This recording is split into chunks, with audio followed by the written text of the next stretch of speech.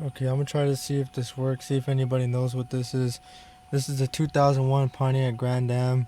It hasn't been working right lately. It's been running. I think it's like on 2 cylinders. This is like my first time turning it on in like months.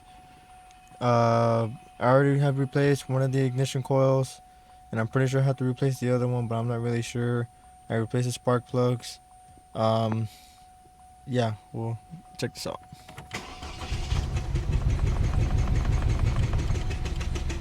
See, it's knocking real hard.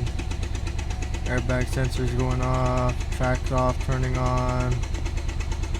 In a little bit, the server's engine light's gonna turn on. There it goes, and it starts flashing. And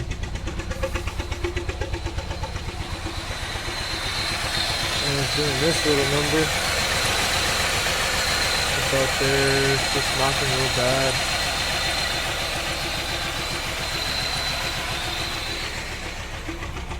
And this is what the exhaust sounds like.